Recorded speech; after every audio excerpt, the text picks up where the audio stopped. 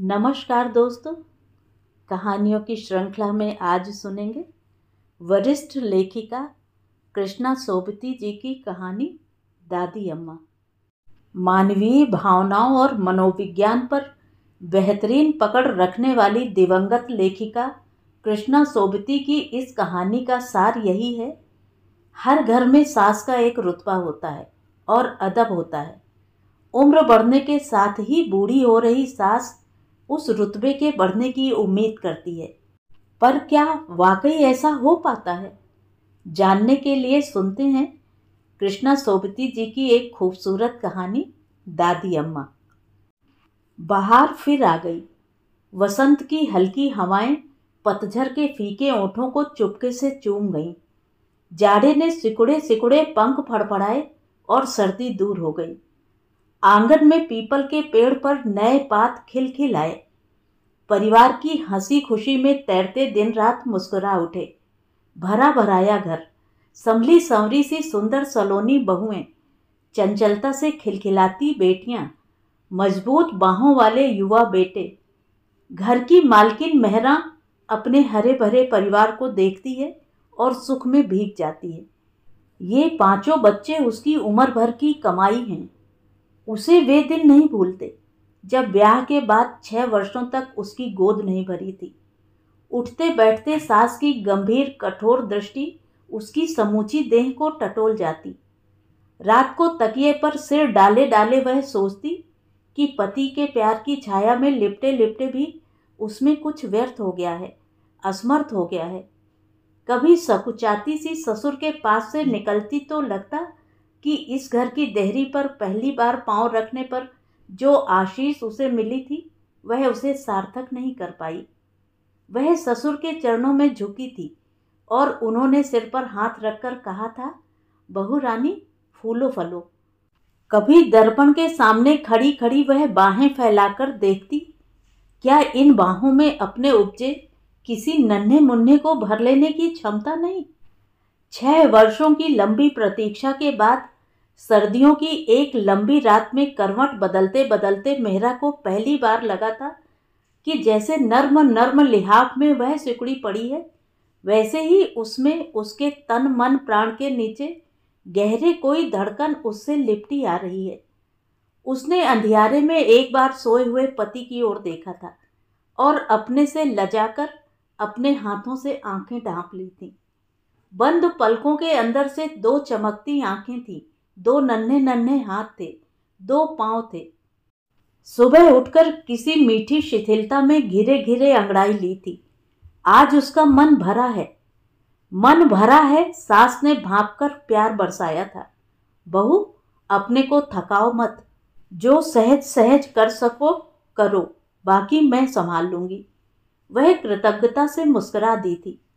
काम पर जाते पति को देखकर मन में आया था कि कहे, अब तुम मुझसे अलग बाहर ही नहीं, मेरे अंदर भी हो।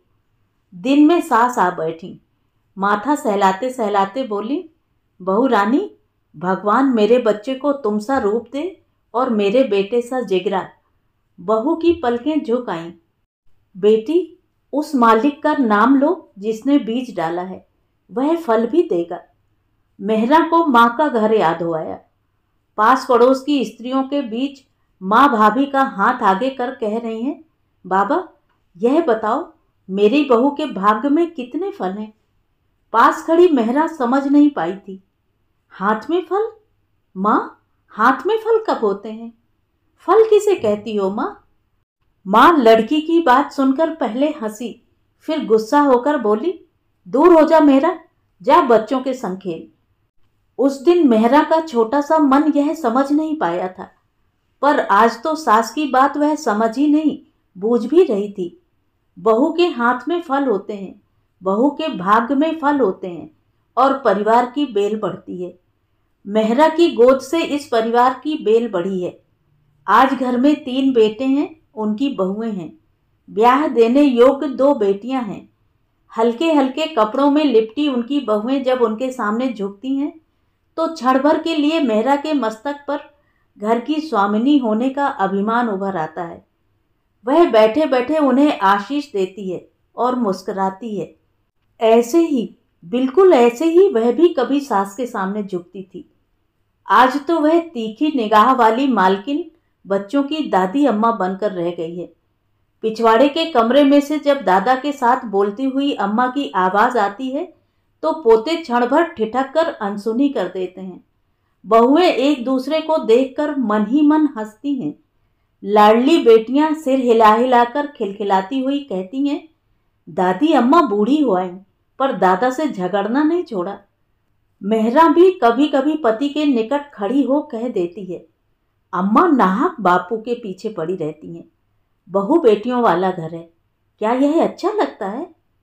पति एक बार पढ़ते पढ़ते आंखें ऊपर उठाते हैं, पल भर पत्नी की ओर देख दोबारा पन्ने पर दृष्टि गड़ा देते हैं। मां की बात पर पति की मौन गंभीर मुद्रा मेहरा को नहीं भाती, लेकिन प्रयत्न करने पर भी वह कभी पति को कुछ कह देने तक खींच नहीं पाई। पत्नी पर एक उड़ती निगाह और बस। किसी को आज्ञा देती मेहरा की आवाज सुनकर कभी उन्हें भ्रम हो आता है, वह मेहरा का नहीं अम्मा का ही रोबीला स्वर है। उनके होश में अम्मा ने कभी ढीलापन जाना ही नहीं। याद नहीं आता कि कभी माँ के कहने को वह जाने अनजाने टाल सके हों।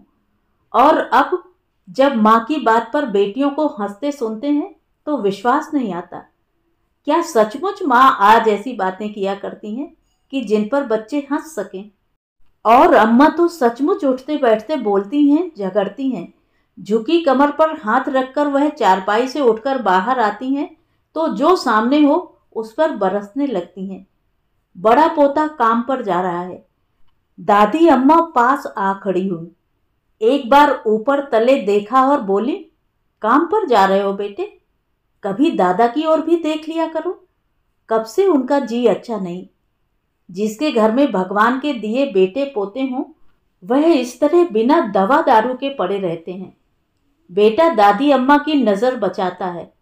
दादा की खबर क्या घर भर में उसे ही रखनी है? छोड़ो, कुछ ना कुछ कहती ही जाएंगी अम्मा, मुझे देर हो रही है। लेकिन दादी अम्मा जैसे राह रोक लेती हैं। अरे बेटा, कुछ तो लिहाज करो, बहू बेटे वाले हुए। मेरी बात तुम्हें अच्छी नहीं लगती?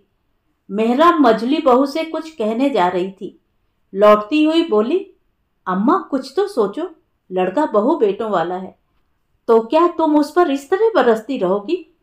दादी अम्मा ने अपनी पुरानी निगाह से मेहरा को देखा और जलकर कहा, क्यों नहीं बहू, अब तो बेटों को कुछ कहने के लिए तुमसे पूछना होगा। यह बेटे तुम्हारे हैं, घर बार तुम्हारा है, हुक्म हासिल तुम्हारा है। मेहरा पर इस सब का कोई असर नहीं हुआ। सास को वहीं खड़ा छोड़ वह बहू के पास चली गई। दादी अम्मा ने अपनी पुरानी आंखों से बहू की वह रोबीली चाल देखी और ऊंचे स्वर में बोली, बहू रानी, इस घर में अब मेरा इतना सा मान रह गया है, तुम्हें इतना घमंड? मेहरा को सास के पास लौटने की इच्छा नहीं थी, पर घमंड की बात सुनकर लौट आई। मान की बात करती हो अम्मा? तो आए दिन छोटी छोटी बात लेकर जलने कलपने से किसी का मान नहीं रहता। इस उल्टी आवाज ने दादी अम्मा को और जला दिया। हाथ हिला हिलाकर क्रोध में रुक रुक कर बोली, बहू, यह सब तुम्हारे अपने सामने आएगा। तुमने जो मेरा जीना दूभर कर दिया है, तुम्हारी तीनों बहुएं भी तुम्हें इसी तरह समझेंगी। क्यों नहीं, जरूर समझेंगी। कहती कहती दादी अम्मा झुकी कमर से पग उठाती अपने कमरे की ओर चल दी। राह में बेटे के कमरे का द्वार खुला देखा तो बोली, जिस बेटे को मैंने अपना दूध पिलाकर पाला, आज उसे देखे मुझे महीनों बीत जाते हैं। उससे इतना नहीं हो पाता कि बूढ़ी अम्मा की स्तुति ले। मेहरा मझली बहू को घर के काम धंधे के लिए आदेश दे रही थी, पर कान इधर ही थे। बहुएं उसे भी समझेंगी। इस अभिशाप को वह कड़वा घूंट समझकर पी गई थी, पर पति के लिए सास का यह उलाहना सुनकर न रहा गया। दूर से ही बोली, अम्मा मेरी बात छोड़ो, पराए घर की हूं, पर जिस बेटे को घर भर में सबसे अधिक तुम्हारा ध्यान रहता है, उसके लिए यह कहते तुम्हें झिझक नहीं आती? फिर कौन माँ है जो बच्चों को पालती पोसती नहीं? अम्मा ने अपनी झुर्रियों पड़ी गर्दन पीछे की। माथे पर पड़े तेवरों में इस बार क्रोध नहीं भर्त्सना थी। चेहरे पर वही पुरानी उपेक्षा लौट आई। बहू, किससे क्या कहा जाता है? यह तुम बड़े समधियों से माथा लगा सब कुछ भूल गई हो। माँ अपने बेटे से क्या कहे, यह भी क्या अब मुझे बेटे की बहू से ही सीखना पड़ेगा? सच कहती हो बहू, सभी माएं बच्चों को पालती हैं। मैंने कोई अनोखा बेटा नहीं पाला था बहू। फिर तुम्हें तो मैं पराई बेटी करके ही मानती रही हूं।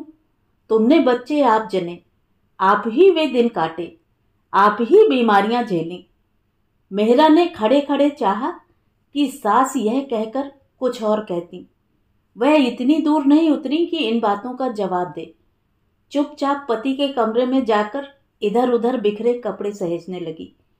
दादी अम्मा कड़वे मन से अपनी चारपाई पर जा पड़ी। बुढ़ापे की उम्र भी कैसी होती है, जीते जी मन से संग टूट जाता है। कोई पूछता नहीं, जानता नहीं। घर के पिछवाड़े जिसे वह अपनी चलती उम्र में कोठरी कहा करती थी, उसी में आज वह अपने पति के साथ रहती हैं। एक कोने में उसकी चारपाई और दूसरे कोने में पति की, जिसके साथ उसने अनगिनत बहारें और पतझड़ गुजार दिए हैं। कभी घंटों वे चुपचाप अपनी अपनी जगह पर पड़े रहते हैं। दादी अम्मा बीच बीच में करवट बदलते हुए लंबी सांस लेती हैं। कभी पतली नींद में पड़ी पड़ी वर्षों पहले की कोई भूली बिसरी बात करती हैं, पर बच्चों के दादा उसे सुनते नहीं। दूर कमरों में बहुओं की मीठी दबी दबी हंसी वैसे ही चलती रहती है। बेटियां खुले खुले खिलखिलाती हैं।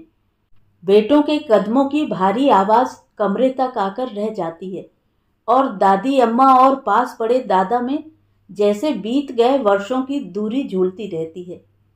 आज दादा जब घंटों धूप में बैठकर अंदर आए तो अम्मा लेटी नहीं, चारपाई की बांह पर बैठी थी। गाढ़े की धोती से पूरा तन नहीं ढका था। पल्ला कंधे से गिरकर एक ओर पड़ा था। वक्ष खुला था। आज वक्ष में ढकने को रह भी क्या गया था? गले और गर्दन की झुर्रियां एक जगह आकर इकट्ठी हो गई थी। पुरानी छाती पर कई तिल चमक रहे थे। सिर के बाल उदासीनता से माथे के ऊपर सटे थे। दादा ने देखकर भी नहीं देखा। अपने सा पुराना कोट उतार कर खूंटी पर लटकाया और चारपाई पर लेट गए। अम्मा देर तक बिना हिले डुले वैसी की वैसी बैठी रहीं। सीढ़ियों पर छोटे बेटे के पांव के उतावली सी आहट हुई। उमंग की छोटी सी गुनगुनाहट द्वार तक आकर लौट गई। ब्याह के बाद के वे दिन, मीठे मधुर दिन।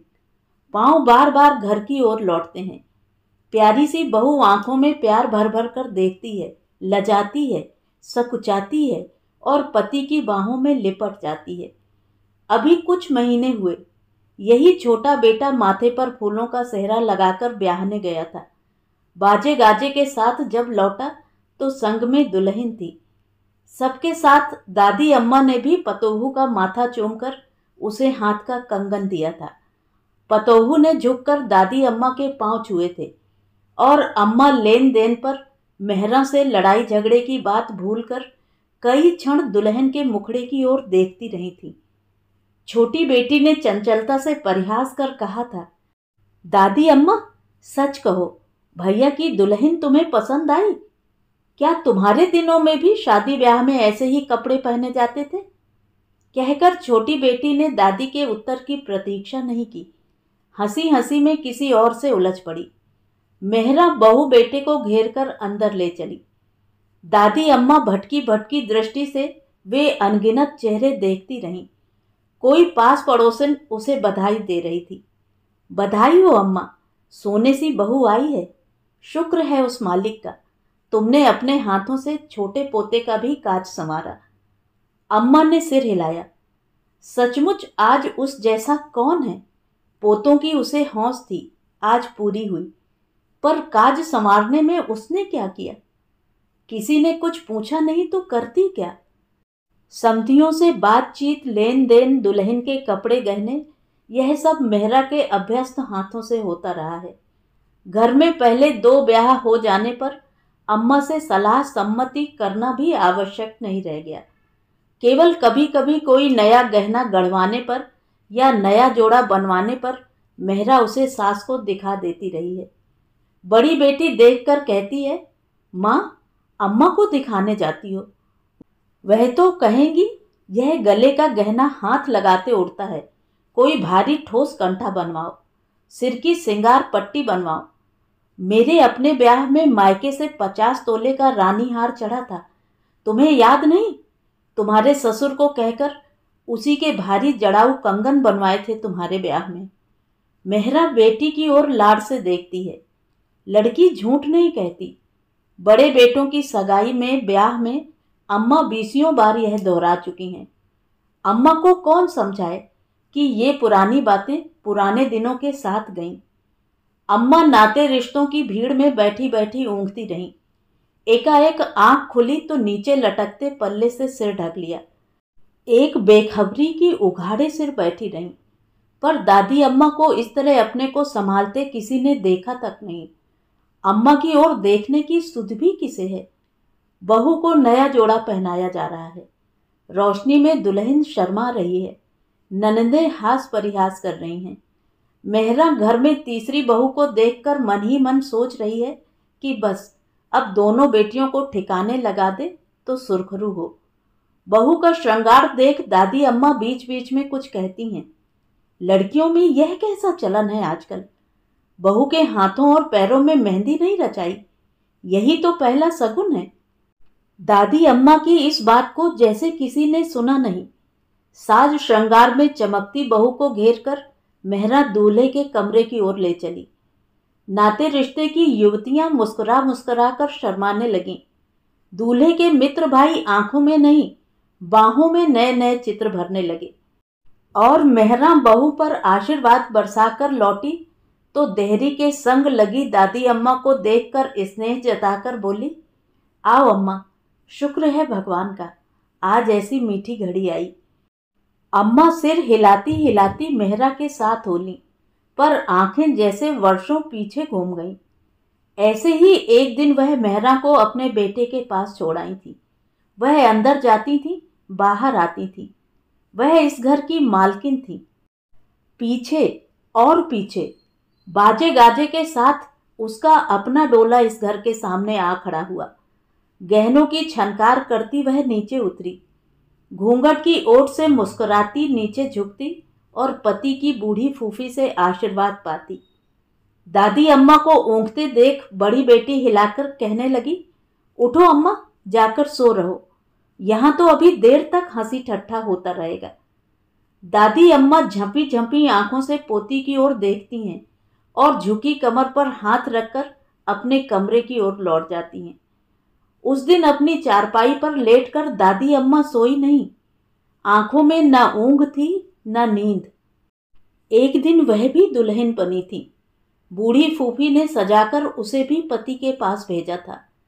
तब क्या उसने यह कोठरी देखी थी? ब्याह के बाद वर्षों तक उसने जैसे यह जाना ही नहीं कि फूफी दिन भर काम करने के बाद रात को यहाँ सोती हैं।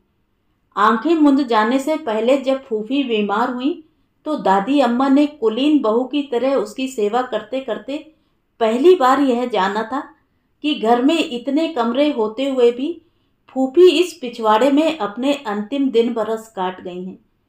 पर यह देखकर जानकर उसे आश्चर्य नहीं हुआ था। घर के पिछवाड़े में पड़ी फूफी की देह छाहदार पेड़ के पुराने तने की तरह लगती थी, जिसके पत्तों की छाह उससे अलग, उससे परे घर भर पर फैली हुई थी। आज तो दादी अम्मा स्वयं फूफी बनकर इस कोठरी में पड़ी हैं। ब्याह के कोलाहल से निकलकर जब दादा थककर अपनी चारपाई पर लेटे तो एक लंबा चैन का सा सांस लेकर बोले, क्या सो गई हो? इस बार की रौनक लेन देन तो मझले और बड़े बेटे के ब्याह को भी पार कर गई। संधियों का बड़ा घर ठहरा। दादी अम्मा लेन देन की बात पर कुछ कहना चाहते हुए भी नहीं बोली, चुपचाप पड़ी रहीं। दादा सो गए। आवाजें धीमी हो गईं। बरामदे में मेहरा का रौबीला स्वर नौकर चाकरों को सुबह के लिए आज्ञाएं देकर मौन हो गया। दादी अम्मा पड़ी रहीं और पतली नींद से घिरी आंखों से नए पुराने चित्र देखती रहीं। एकाएक करवट लेते लेते 2-4 कदम उठाए और दादा की चारपाई के पास आ खड़ी हुई। झुककर कई क्षण तक दादा की ओर देखती रहीं। दादा नींद में बेखबर थे और दादी जैसे कोई पुरानी पहचान कर रही हूं। खड़े खड़े कितने पल बीत गए। क्या दादी ने दादा को पहचाना नहीं? चेहरा उसके पति का है, पर दादी तो इस चेहरे को नहीं, चेहरे के नीचे पति को देखना चाहती हैं। उसे बिछुड़ गए वर्षों में से वापस लौटा लेना चाहती हैं। सिरहाने पर पड़ा दादा का सिर बिल्कुल सफेद था। बंद आंखों से लगी झुर्रियां ही झुर्रियां थीं। एक सूखी बांह कंबल पर सिकुड़ी सी पड़ी थी। यह नहीं, यह तो नहीं। दादी अम्मा जैसे सोते सोते जाग पड़ी थी, वैसे ही इस भूले भटके भंवर में ऊपर नीचे होती चारपाई पर जा पड़ी। उस दिन सुबह उठकर जब दादी अम्मा ने दादा को बाहर जाते देखा तो लगा कि रात भर की भटकी भटकी तस्वीरों में से कोई भी तस्वीर उसकी नहीं थी। वह इस सूखी देह और झुके कंधे में से किसे ढूंढ रही थी। दादी अम्मा चारपाई की बाहों से उठी और लेट गईं। अब तो इतनी सी ही दिनचर्या शेष रह गई है।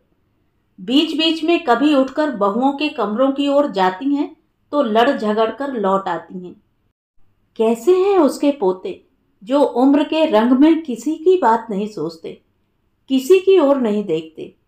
बहू और बेटा, उन्हें भी कहाँ फुर्सत है। मेहरा तो कुछ न कुछ कहकर चोट करने से भी नहीं चूकती। लड़ने को तो दादी भी कम नहीं, पर अब तीखा तेज बोल लेने पर जैसे वह थककर चूर चूर हो जाती हैं। बोलती हैं, बोले बिना रह नहीं पाती, पर बाद में घंटों बैठी सोचती रहती हैं कि वह क्यों उनसे माथा लगाती हैं, जिन्हें उसकी परवाह नहीं। मेहरा की तो अब चाल ढाल ही बदल गई है। अब वह उसकी बहू नहीं, 3 बहुओं की सास है। ठहरी हुई गंभीरता से घर का शासन चलाती है। दादी अम्मा का बेटा अब अधिक दौड़ धूप नहीं करता।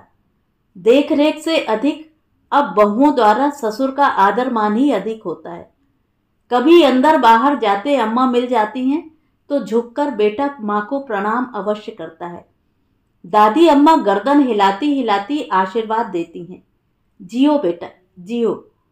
कभी मेहरा की जली कटी बातें सोच बेटे पर क्रोध और अभिमान करने को मन होता है, पर बेटे को पास देखकर दादी अम्मा सब भूल जाती हैं। ममता भरी पुरानी आंखों से निहार कर बार बार आशीर्वाद बरसाती चली जाती हैं। सुख पाओ, भगवान बड़ी उम्र दे। कितना गंभीर और शीलवान है उसका बेटा। है तो उसका ना। पोतों को ही देखो, कभी झुककर दादा के पांव तक नहीं छूते। आखिर माँ का असर कैसे जाएगा। इन दिनों बहू की बात सोचते ही दादी अम्मा को लगता है कि अब मेहरा उसके बेटे में नहीं, अपने बेटों में लगी रहती है। दादी अम्मा को वे दिन भूल जाते हैं जब बेटे के ब्याह के बाद बहू बेटे के लाड़ चाव में उसे पति के खाने पीने की सुधि तक न रहती थी, और जब लाख लाख शुक्र करने पर पहली बार मेहरा की गोद भरने वाली थी तो दादी अम्मा ने आकर दादा से कहा था, बहू के लिए अब यह कमरा खाली करना होगा, हम लोग फूफी के कमरे में जा रहेंगे। दादा ने एक भरपूर नजरों से दादी अम्मा की ओर देखा था, जैसे वह बीत गए वर्षों को अपनी दृष्टि से टटोलना चाहते हों। फिर सिर पर हाथ फेरते फेरते कहा था, क्या बेटे वाला कमरा बहू के लिए ठीक नहीं? नाहक क्यों यह सब कुछ उल्टा सीधा करवाती हो?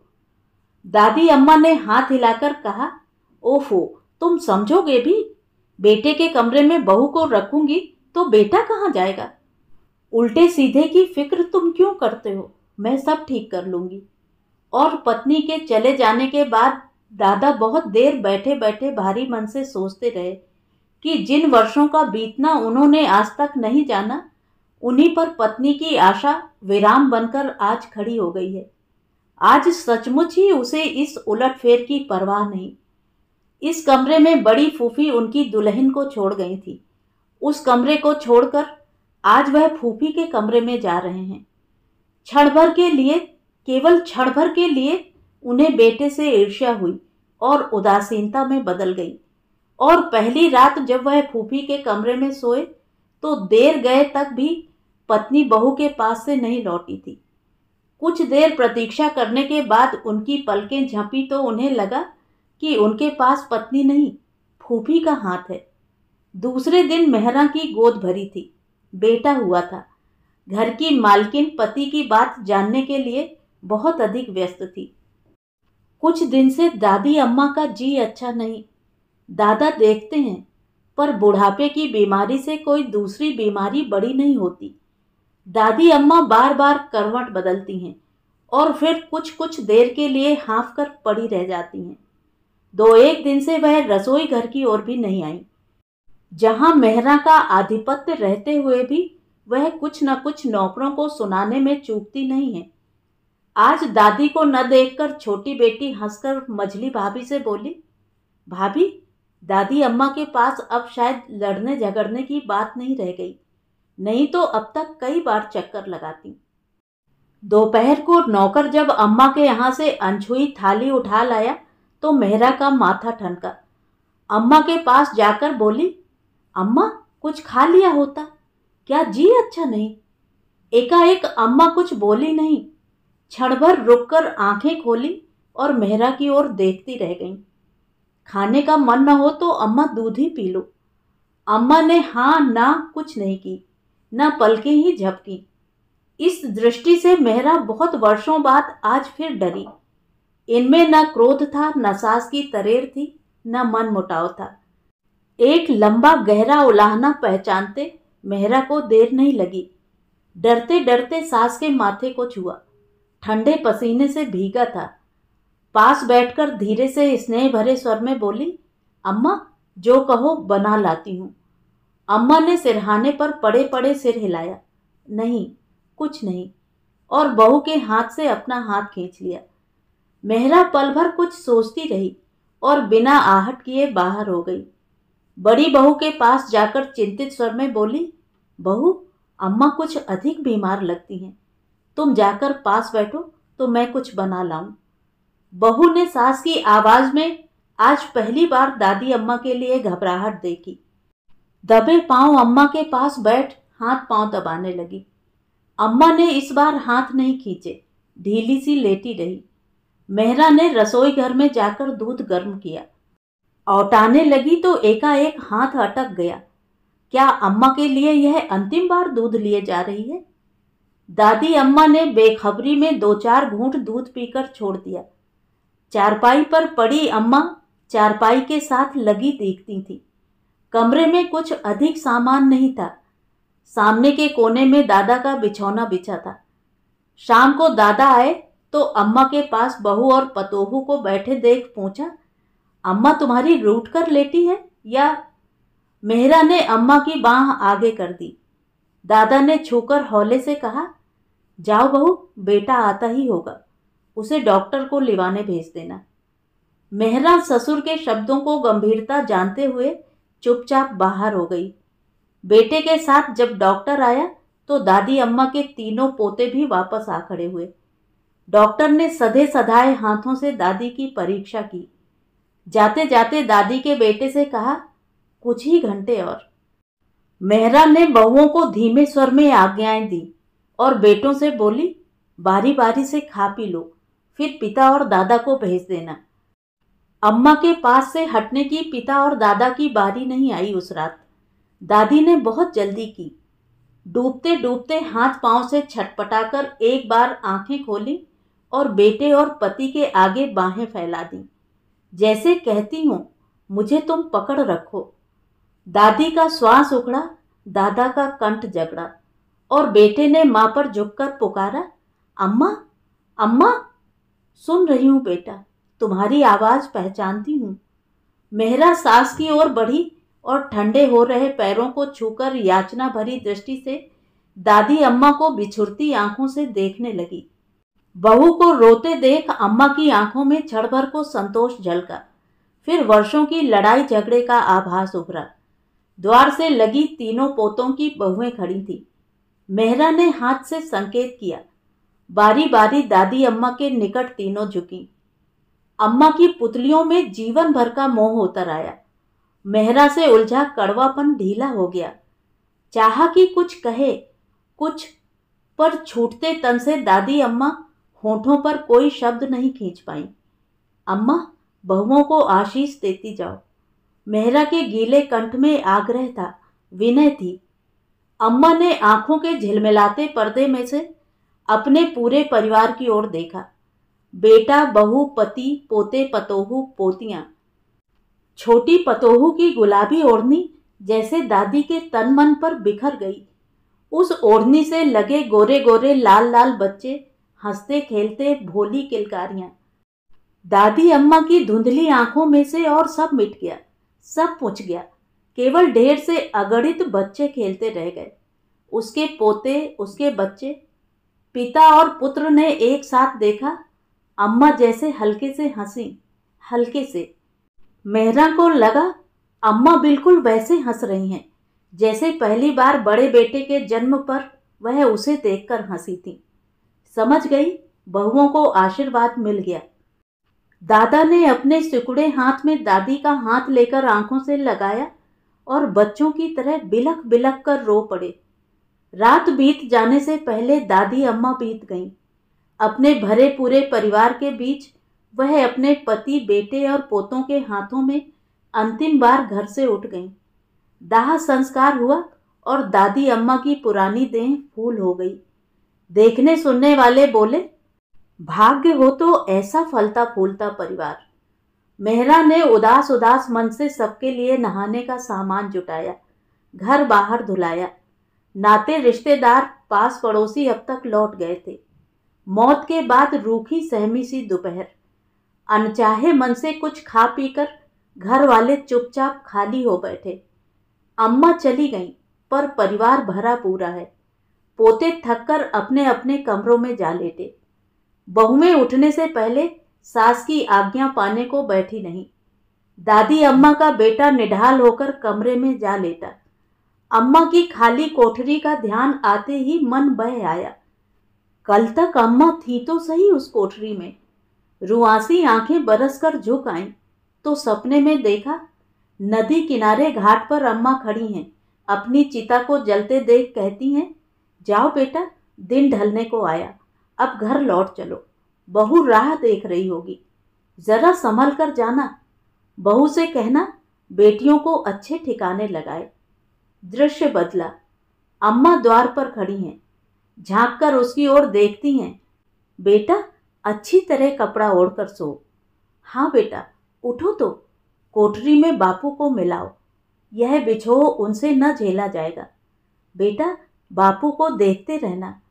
तुम्हारे बापू ने मेरा हाथ पकड़ा था, उसे अंत तक निभाया, पर मैं ही छोड़ चली। बेटे ने हड़बड़ाकर आंखें खोली। कई क्षण द्वार की ओर देखते रह गए।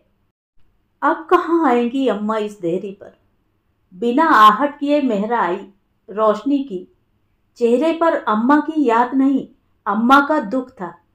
पति को देखकर जरा सी रोई और बोली, जाकर ससुर जी को तो देखो, पानी तक मुंह नहीं लगाया। पति खिड़की में से कहीं दूर देखते रहे, जैसे देखने के साथ कुछ सुन रहे हों।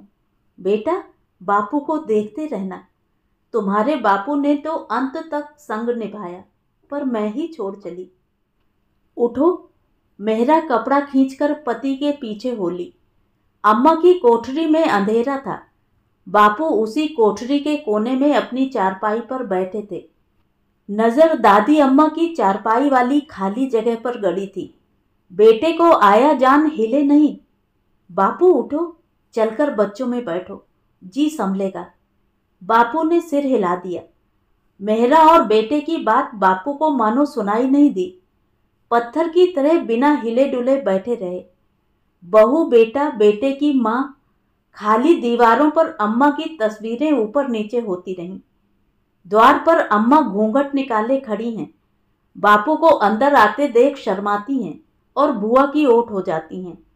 बुआ स्नेह से हंसती हैं, पीठ पर हाथ फेरकर कहती हैं, बहू, मेरे बेटे से कब तक शर्माओगी।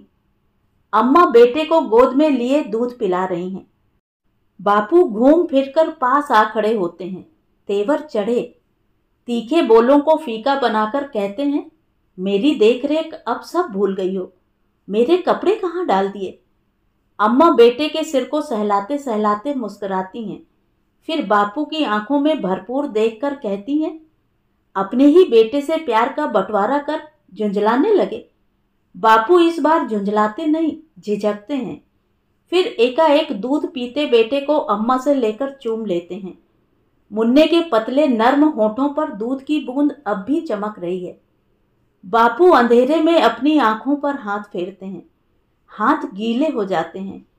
उनके बेटे की मां आज नहीं रही।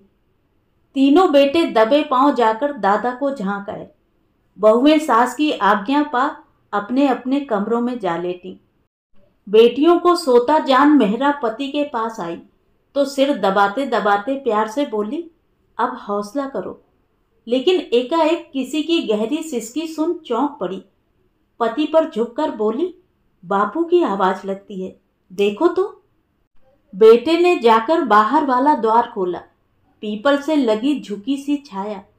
बेटे ने कहना चाहा, बापू, पर बैठे गले से आवाज निकली नहीं। हवा में पत्ते खड़खड़ाए, टहनियां हिली और बापू खड़े खड़े सिसकते रहे। बापू। इस बार बापू के कानों में बड़े पोते की आवाज आई। बापू ने सिर ऊंचा किया तो तीनों बेटों के साथ देहरी पर झुकी मेहरा दीख पड़ी। आंसुओं के गीले पूर में से धुंध बह गई। मेहरा अब घर की बहू नहीं, घर की अम्मा लगती है। बड़े बेटे का हाथ पकड़कर बापू के निकट आई। झुककर गहरे स्नेह से बोली, बापू, अपने इन बेटों की ओर देखो। यह सब अम्मा का ही तो प्रताप है। महीने भर के बाद बड़ी बहू की झोली भरेगी। अम्मा का परिवार और फले फूलेगा। बापू ने इस बार सिसकी नहीं भरी, आंसुओं को खुले बह जाने दिया। पेड़ के कड़े तने से हाथ उठाते उठाते सोचा, दूर तक धरती में बैठी अगणित जड़ें अंदर ही अंदर इस बड़े पुराने पीपल को थामे हुए हैं। दादी अम्मा इसे नित्य पानी दिया करती थी। आज वह भी धरती में समा गई है। उसके तन से ही तो बेटे पोतों का यह परिवार फैला है। पीपल की घनी छांव की तरह यह और फैलेगा। बहू सच कहती है, यह सब अम्मा का ही प्रताप है।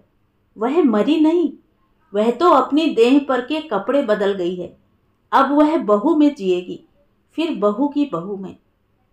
तो ये थी कहानी। कहानी आपको कैसी लगी कमेंट करके ज़रूर बताएं। और अगर मेरे द्वारा सुनाई हुई कहानियाँ आपको अच्छी लगती हैं और आप मेरे चैनल पर पहली बार आए हैं तो चैनल को सब्सक्राइब ज़रूर करें, लाइक करें और अपने दोस्तों और परिचितों में शेयर भी करें।